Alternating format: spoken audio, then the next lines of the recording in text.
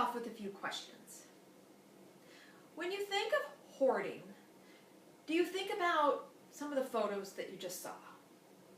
Or perhaps, do you think about somebody you know that's a hoarder and wonder, how could somebody let their house get in such a state of disarray? Well, let me tell you about what I think about when I think about hoarding. You see, I grew up in a hoarder's house. From about the age of 5 until I was old enough to live on my own, I lived in filth. I lived in filth, terrified when somebody would knock at the door or ring the doorbell, that when we opened it, they'd see the filth that my mother had let build up inside our home. I see hoarding as this coffin of clutter. This coffin that suffocated me as a child from even inviting a simple friend over to play, and that still suffocates me today from even casually stopping by my parents' house to say hello, afraid of what I might find. As I grew into adulthood, as I'm sure you can imagine, I started to judge my mother. After all, she was the hoarder. Her possessions were very much similar to those that we saw in the photos. And I felt like she thought that these possessions were more important than me as her child. Unfortunately, what's happened today in our culture is that we've turned hoarding into TV shows and comedy skits such as these.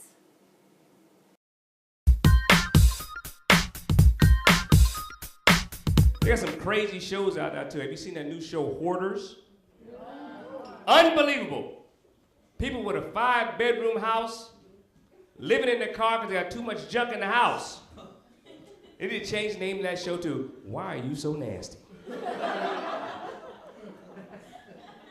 You know your house is nasty when the rats want to leave, like, oh, this is just no place to raise a family. I'm sorry, I've got to get out of here.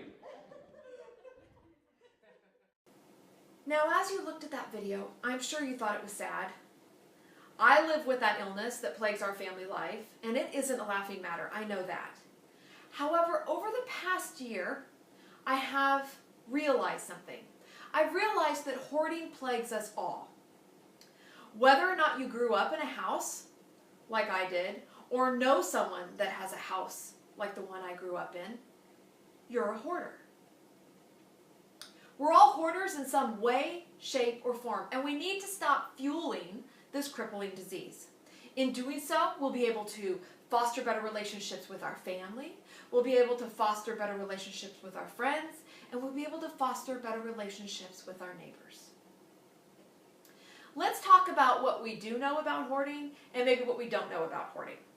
First of all, the Mayo Clinic defines hoarding as an excessive collection of items along with the inability to discard them.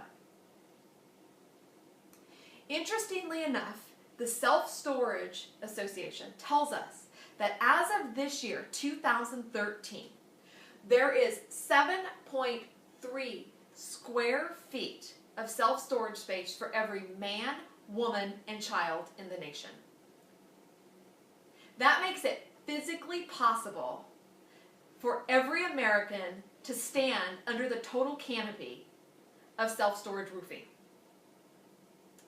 In addition, the Obsessive Compulsive Foundation tells us that 1 in 20 people, so roughly 5% of our population, are hoarders. Now, in the past, I've seen hoarding as just my mom's problem. It wasn't my problem. She was one of those statistics. So she was one of those 5% statistics. She has, as far as I know, 3 storage units right now that I'm aware of. And it sucks. It really, really sucks.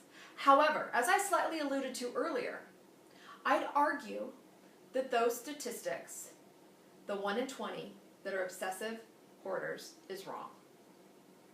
Hoarding spans the boundaries of our exposure to it in simple news magazines or TV reality shows. Perhaps a majority of that remaining 95% of us are hoarders as well. We may not display the hoarding tendencies in the external and physical world for others to see, like my mom, but perhaps we're mental hoarders. Let me explain. For those that physically hoard, like you saw in those pictures, their stuff gets so out of control that the clutter begins to pile up in a corner of a room. As it begins to pile up in a corner of a room, they add to that clutter, and it slowly approaches the center room, and it takes over the entire room. When this happens, the hoarder starts closing off the unhabitable rooms of the home, and eventually the full house from the rest of the world.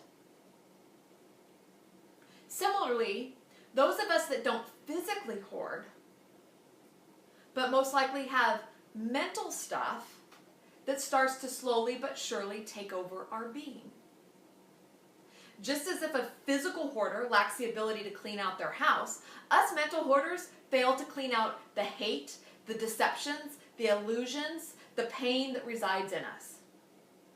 At some point in time, we start shutting the doors on parts of our lives that we should really clean up, such as maybe relationships that need mending, forgiveness for wrongdoings, etc.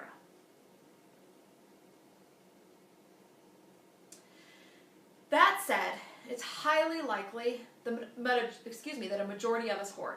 Maybe if not physically, then mentally. So we need to stop hoarding. As I mentioned earlier, we need to stop hoarding for the benefit of our own lives and the lives of our loved ones. We all need to live more authentically and reach both inside and outside of ourselves for guidance and support in navigating life's journey. So what I've realized is that I grew up in a physical coffin of clutter, and even though I no longer live in that type of environment, thankfully, there's some mental clutter that I really need to clean up. First and foremost, I know that I have closed a mental door on my mom. And I know I need to clear out that clutter and open that door and address that room. I encourage each of you to go through a similar process. Whatever type of hoarder you are, take 5 minutes, just 5 minutes after this talk, to write down 5 things that are currently cluttering your life, whether it's physical, whether it's mental. For each of those 5 things, write down the very next step you need to accomplish to begin eliminating that clutter. For me, it might be a simple call to my mother to say hello. For you, it might be to look up the number of a professional organizer in your area. Whatever it is, don't try and clear it out in one swoop.